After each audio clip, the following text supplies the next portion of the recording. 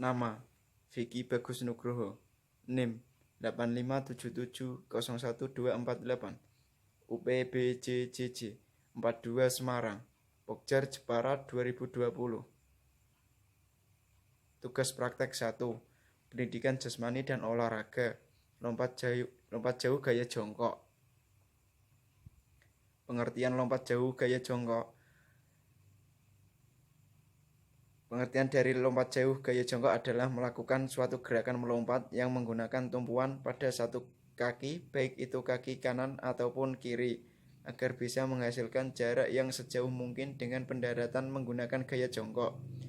Kemudian titik pendaratan dari lompatan tersebut diukur mulai dari papan tolakan hingga sampai batas terdekat dari titik pendaratan yang sudah berhasil dihasilkan.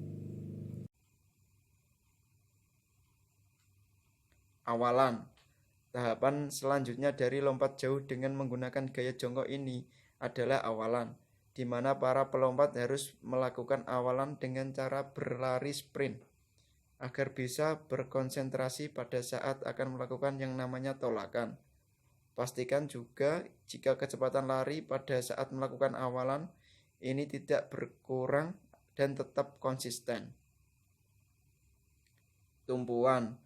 Selanjutnya adalah melakukan tumpuan, di mana tumpuan ini sendiri merupakan perpaduan dari lari dan juga melayang. Ketepatan pada saat melakukan tumpuan ditentukan oleh besarnya tenaga tolakan yang sudah dihasilkan oleh kaki supaya hasil lompatannya lebih maksimal lagi. Melayang. Gerakan melayang dilakukan pada saat pelompat sudah menumpu pada balok tumpuan. Kemudian posisi badan dibuat condong ke arah depan agar dapat terangkat melayang ke udara dengan mengangkat kedua lengan ke atas. Mendarat.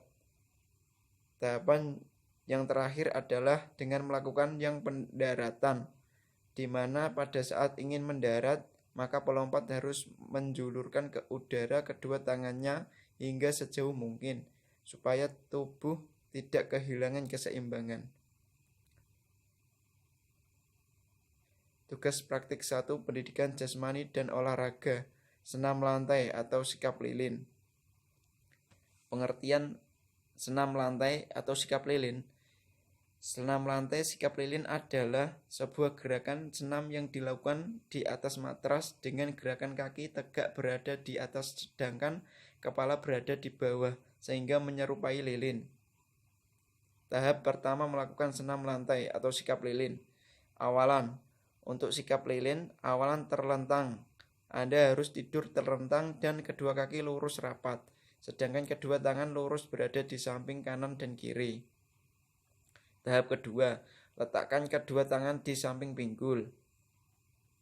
Tahap ketiga, pilih satu kaki Anda yang dirasa paling kuat lalu tekuk kaki tersebut sampai membentuk segitiga untuk memberikan tolakan.